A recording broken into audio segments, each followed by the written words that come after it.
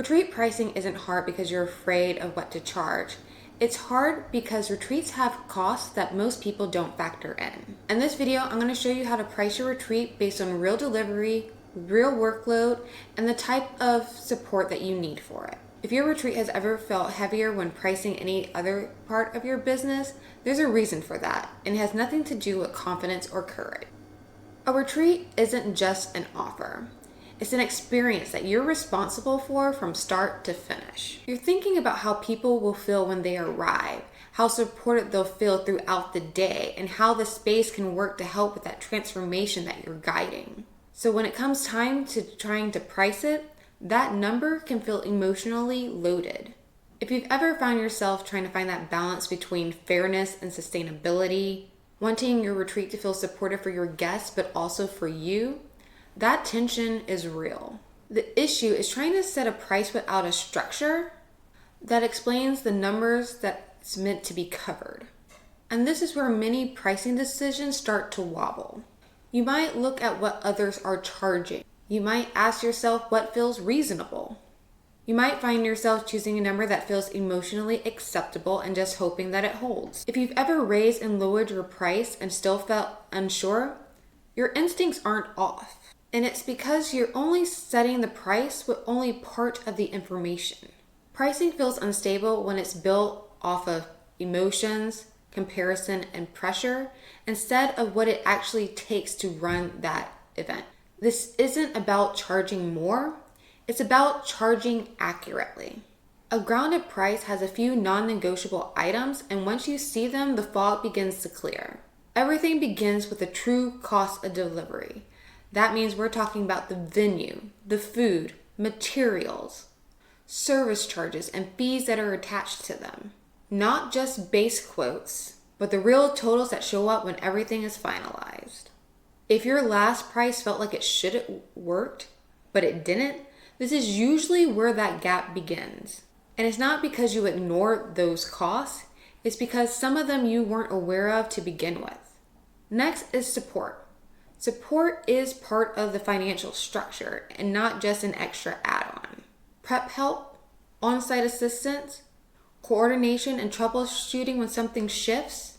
If you remember feeling stretched thin during your last event, that strain often showed up later as paid help, expedited services, or last-minute problem solving, all of which affect the final number. And then there's workload. This is where a lot of things go down. Your workload isn't abstract. It becomes a cost driver when it exceeds what you can reasonably carry. Extra hours managing details, decisions made under time pressure, support added late because something couldn't be dealt with alone. Those moments don't always show up as one neat little line item, but they absolutely shape the final outcome. And finally, there's the amount that the retreat needs to contribute back to the business. Not as hope, and not as whatever happens to be left over, but as a number that you choose intentionally before the retreat tickets are even on sale. This is what turns pricing into a plan instead of a gamble.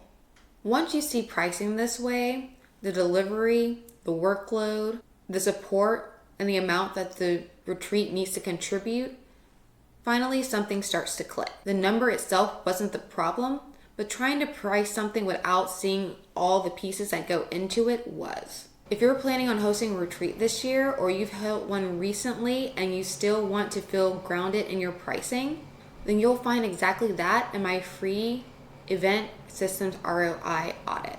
This audit will help you see how decisions, timing, and support structure shape the financial outcome before you lock in the price. This isn't for brainstorming, this is for those who are ready to have their numbers make sense. You can find more information about it down below. So when pricing is built this way, something internally starts to shift. You're no longer asking yourself whether or not the numbers seem fair. You're asking yourself whether or not the numbers reflect the experience that you're trying to lead. And that's where steadiness comes from. Not from motivation and not from comparison, but from understanding.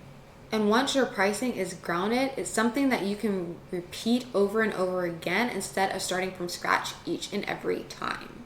And this is where another realization actually starts to follow. Raising your price alone doesn't exactly fix what makes your event feel heavy. If you've ever told yourself just charge more and still felt everything landing on you and stretched and disappointed afterward, there's a reason for that, and it has nothing to do with confidence or courage. In the next video, we're going to talk about why higher pricing doesn't compensate for structural gaps and what actually creates predictable financial outcomes. And if retreats are part of your business or something that you hope to add to your business, go ahead and subscribe so that you don't miss out on the next video.